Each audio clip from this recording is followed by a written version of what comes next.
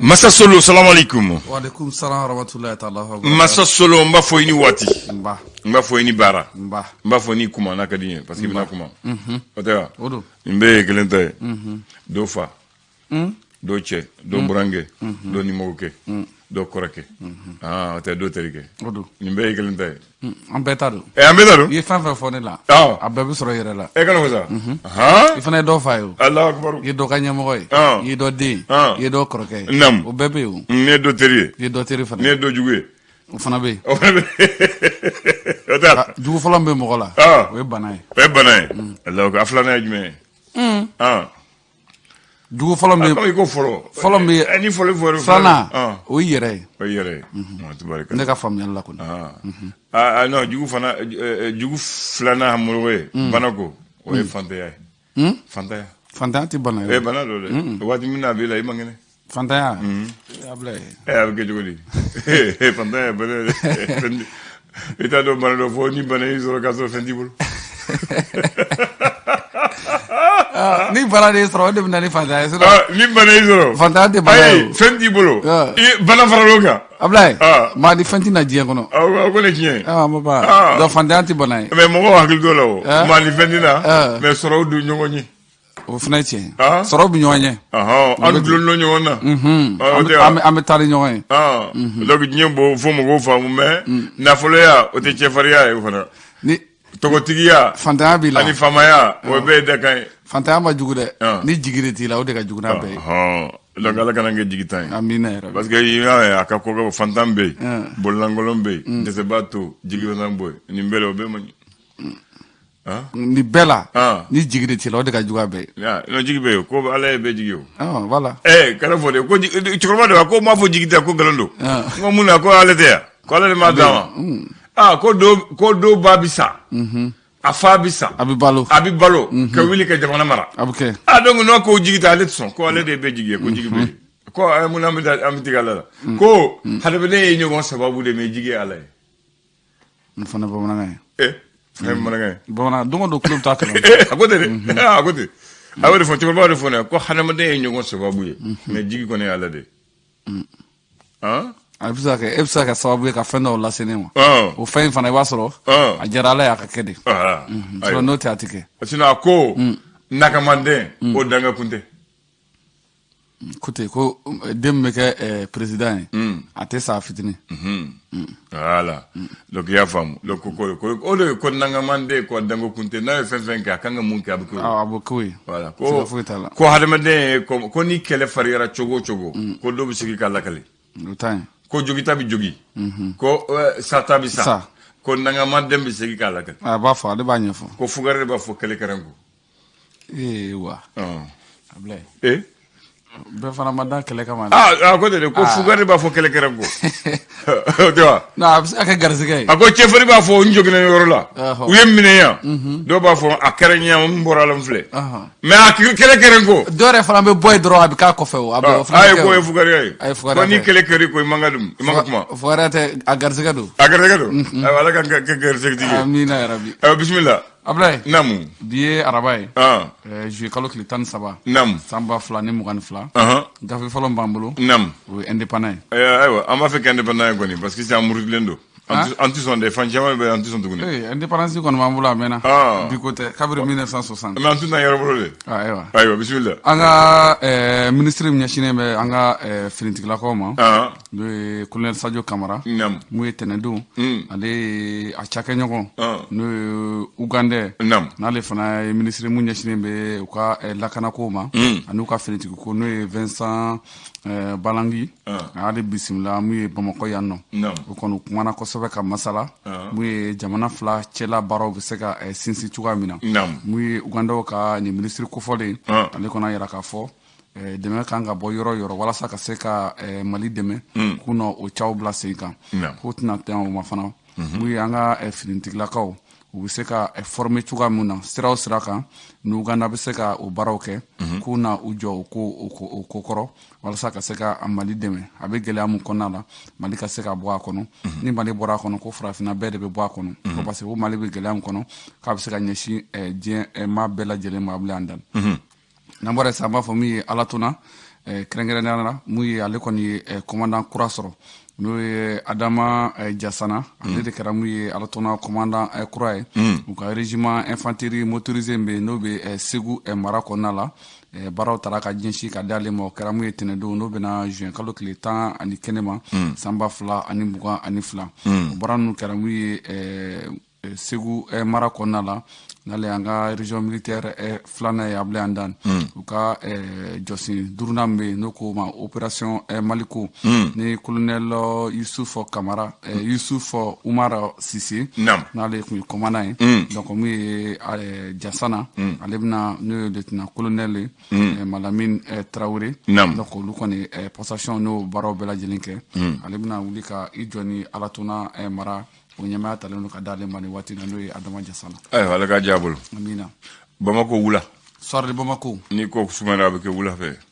Ni tile sumayara u b'a fɔ wula sera. U b'a fɔ wula sera. Ni wula sera mun ye an ka cɛmancɛ fanga ɲɛmaaba colonel Asimi Goyita ale kunungo n'o bɛnna araba ma juillet kalo tile 12 san 2022 ale kɔni maaw sigi maa minnu kan ka an ka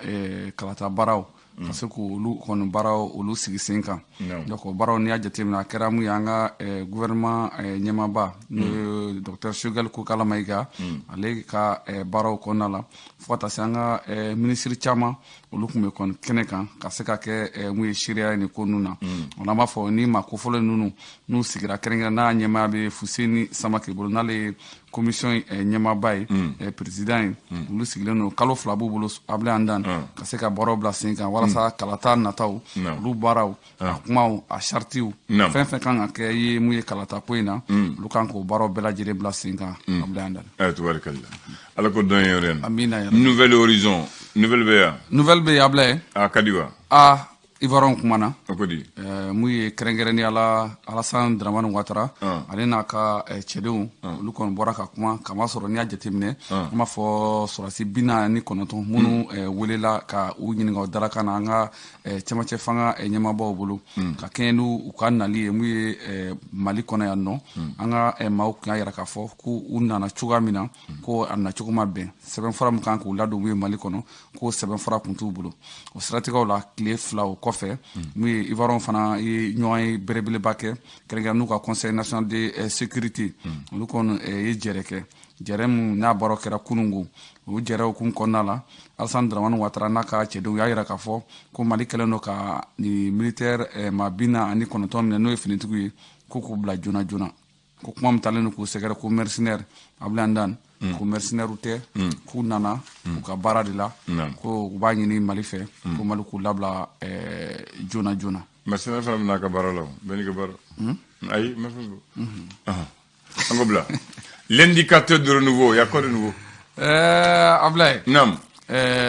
fɛn kura min bɛ yen o ye basketikɛlaw basket jumɛn mun banna ka jouer minnu banna ka jouer parce que n'i y'o fɔ an b'a falen sisan parce que dɔw bɛ jouer la dɔw bɛ jouer la n'i ko basketikɛla mun banna o mun bɛ jouer la sisan minnu banna ka jouer o minnu bɛ jouer la o bɛɛ kɔni ka dɛmɛ ta ka ɲɛsin minnu banna ka jouer ma dɛ kunungo ye jɛrɛ kɛ ka kunnafonidilaw wele mun ye ESIGA kɔnɔna la ka se ka ɲɛfɔli k'aw ye nin waati in kɔnɔna la ko bɛɛ lajɛlen ka bɔ a kalama k'a fɔ ko maa 7 min n'u ɲangina an ka fédération malienne de basketball ale fɛ Ablaye Andane k'u ma jɛna ye bi k'u ma jɛna ye sini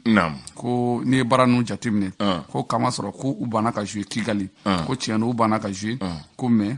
ko olu fana ka juru bɛ jamana na ko jamana kun banna ka olu ka juru de sara donc u ta ye juru sara ye ko o siratigɛw la u tɔɲɔgɔn minnu bɛ yen minnu bɛ basikɛti kɛra olu fana y'u ka dɛmɛ ta ka ɲɛsin u ma nin waati in na donc u tun bɛ kunnafonidilaw ɲɛma ESIGA kɔnɔ ka se ka ɲɛfɔli kɛ bɛɛ lajɛlen bɛ se ka faamuyali sɔrɔ a la cogoya min na pourtant dɔw filɛ jamana wɛrɛ kan ka jouer Mali tɔgɔ la olu bɛ ka jouer olu ka juru bɛ yen o ye denmisɛnnin minnu bɛ ka jouer olu ka juru tɛ yen ka juru tɛ yen u ka juru tɛ yen a bɛɛ juru ma fɛn tɛ di olu yɛrɛ ma fɛn tɛ di olu ma sariya bɛ mun fɔ kade ni junior jamana yɛrɛ de bɛ se ka ŋaniya dɔ ta ka fɛn dɔ d'u ma dɔrɔn ko jamana den tɛ yan sinon a tɛ gafe foyi kɔnɔ jamanaden don mais fɛn dɔ gafe dɔ de b'a yira k'a fɔ fɛn dɔ kan ka d'i ma u k'a k'a la depuis san kelen kɛnɛ wuli tuguni u k'a k'a la k'a bɛɛ faranfasiya ayi sifin yɛrɛ a yira la k'a fɔ wari tɛ di sifin ma kuma sifin ni tɛ sifin na sifin ni min b'a la mais sariya dɔ de bɛ yen o sariya n ko k'o yɛlɛma n y'a faamu o ka sariya de yɛlɛma maliyɛn ye gɛlɛn maliyɛn ba tɛ wa mun na u t'a fɔ sifin dɔw man ka taa mun na taa fo sifin do mangata sifin kan ka taa o ti taa jamana ko de la wa u taa jamana ko kulongolo te ya nu gagné u taa fo Mali wa u b'a fɔ Mali donc ka yeno sharia lo information b'a kɔnɔ kunungo o ko di mun ye centre de médecine des sports ultra moderne ultra moderne mais nyama ba kɛrɛfɛ ɲama jumɛn ɲama wa ɲama dɔrɔn wa ultra moderne ɲama ba kɛrɛfɛ fɛn yɛrɛ bɛ mun ka jugu ɲama bila o ye jumɛn ne ma dɔ la wala kunu an ka farikolo ɲɛnajɛ minisiri Musa Agatayer ale taara ko kurumu kariliw kɛ stade omnisport Modibo Keita ale kɔnɔna la a m'a fɔ min ye n'i ye nin ko kurumu karili jateminɛ a kun bilalen bɛ maa min ka yamaruya kɔnɔ o kun ye kɛrɛnkɛrɛnnenya la an ka premier ministre n'o ye docteur Choguel Kokala Mayiga ale ni gouvernement membre caman n'i ye baara min kɛ n'o ye médecine des sports Ablaye donc a jɔlen bɛ stade Modibo Keita de kɔnɔna la a m'a fɔ sokuru 55 o de b'a kɔnɔ ani bureau sokuru 55 ani duru étage 3 do Ablaye étage 3 do magasin 2 ascenseur kelen yɛrɛ fana b'a kɔnɔ ale ni gardien yɛrɛ fana siyɔrɔ ni ye so yɛrɛ joli yɛrɛ dɔrɔn ta ka lajɛ k'a bɛnna sefa wari miliyari 2 ma minɛn minnu fana taara ka don a kɔnɔ o fana ye sefa wari miliyari 2 n'a kunkan fɛ ko baara ninnu n'i y'a jateminɛ Mali farikolo ɲɛnajɛ i mana bana cogo o cogo fɛn fɛn mana k'i la farikolo ɲɛnajɛ ta sira fɛ Ablaye i bɛ se ka furakɛ ni médecine du sport ye ale kɔnɔna la. o ye kaɲi mais a b'a kɔrɔsi a bɛ yɔrɔ min na stade kɔnɔ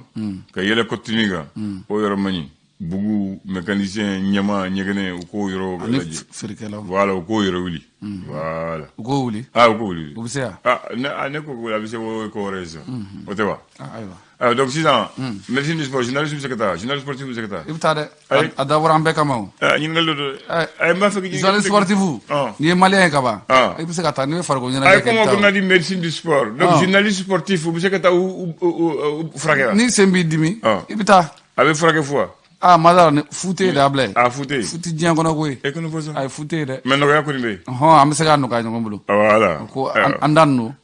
Clérou directeur do non a ye nɔgɔya ale Soleil do Bakari do Seku do Man Kaba aw de sportif ye waw de do e b'i yɛrɛ bɔ a la ayi ne ma le ka taa tɛ do sportif waw de do aw de do waw de do Adan maa minnu bɛ dɔn t'an dɔn yɛrɛ maa minnu bɛ dɔn t'an dɔn yɛrɛ kalo fɔ sa Allahu akbar bɛɛ n'i ka ko tɛ wa asi ka to la ayiwa d'accord donc Ala k'a ɲa amina yɛrɛ ne ye minɛn mun ye kulu télé la u ka fɛrɛ kɛ u kana suɲɛ ka taa n'a yɛrɛ wɛrɛ ne y'o dɔrɔn de fɔ u ka baara kɛ n'a ye dɔrɔn u ka baara kɛ n'a ye jɛlenya ni hɔrɔnya ni ladiriya la minɛnw nana mun kama u b'a kɛ u ka don an y'a ye minɛn caman bi san an ka fɔrɔbɔ yɔrɔw la san kelen n'i yɛlɛmana i t'a sɔrɔ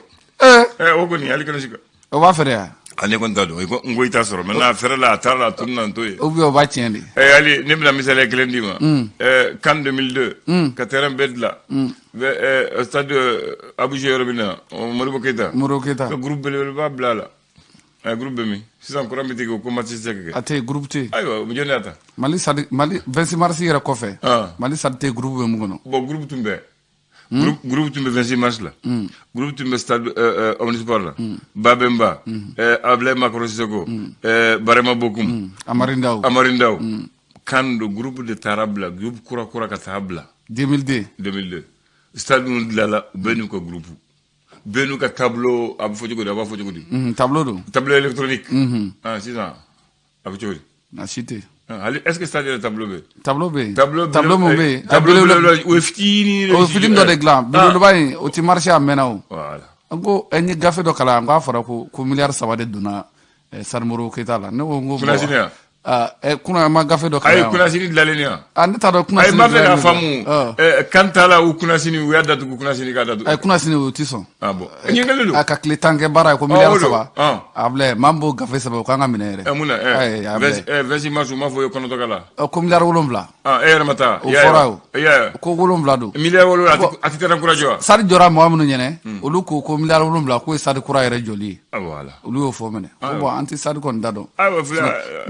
miliyari 3 kɔni mana don stade o stade la k'a dilan Ablaye ni bɔra bi ne yɛrɛ b'a ɲini fɛ kuma b'a kuma fɔ peut-être u dalen t'an dalakan de la taa stade Onisfor Modibo Keyita t'a la t'i ɲɛ d'a kan i k'a lajɛ ne tɛ se ka tɛmɛ parce que ɲɛmaa bɛ kasa bɛ n t'a fɛ ka tɛmɛ ayiwa a banna ni u ye ɲɛmaa k'a da o dɔrɔn yɛrɛ ma bon n'a danna o dɔrɔn yɛrɛ ma i yɛrɛ b'a dɔn ko dɔ bɛ yen sinon sigiyɔrɔ tɛ yen o miliyari 3 u ma se ka ɲamanin bɔ ɲama jumɛn mun b'a kɛrɛfɛ kɛ est ce que ɲama bɛ stade fɛ yan ka ɲɛsin fa stade la o tɛ ɲɛ o t'olu ka jate la wa bilen o t'u ka jate la o t'u ka jate la o tubarikala sinon a man ka kɛ de mais ni san y'a gosi n'aw kun terrain na kasa b'aw tɔɔrɔ san dɔrɔn wa hali tilema fɛ ni poussière wulila a bɛ don terrain kɔnɔ kana ko sa a bilen ɲama yɛrɛ nana ka goudron tigɛ o goudron déviera sa i bɛ taa tɛmɛ fo Modibo Keyita parking na moto bɛ jɔ yɔrɔ min na dɛ mobilitigiw bɛ jigin yen k'a dévier sisan ka sɔrɔ ka tɛmɛ ɲama kɛrɛfɛ ka taa Mali bon Mali jamana ɲɛmɔgɔ kɔni ne yɛrɛ kɔni kuma dɔw la ni wariba ninnu bi fɔ n'a sɔrɔ a bɛ don a la kɔni maa minnu b'a dégese k'a don a la bilen a kuma u tɛ se k'u kɔrɔsi dɛ kuma in y'o yɔrɔ de ye o kuma in yɔrɔ de ye o a dun bi fɔ et puis hali malo ka fɔ o de développement b'a la hali malo ka fɔ kamaleya wa a bila ye ko in bɛ cogoya min na jamana in kɔnɔ yan sisan est ce que nin ye jamana ko ye n tɛ jamana ko ye nin ye mɔgɔ ko de ye o jamana ko tɛ mais jamana ni jamana nafolo kɔni bɛ bɔ ka don a la a kan ka sɛgɛsɛgɛ dɛ maa bila ni jamana kelen in kɔnɔ yan n y'a fɔ yan ko mairie mɔgɔw ye wari débloqué k'u ka caniveau ninnu k'u ka dingɛw bɔ u ye dingɛ bɔ k'a to dingɛ da la san nana a bɛ jigin a kɔnɔ o kɛra ni jamana a ma kɛ san 2 san 3 ko ɲinan yɛrɛ bamanan b'a fɔ ma tori ka bɛsɛ a banna kanbɛ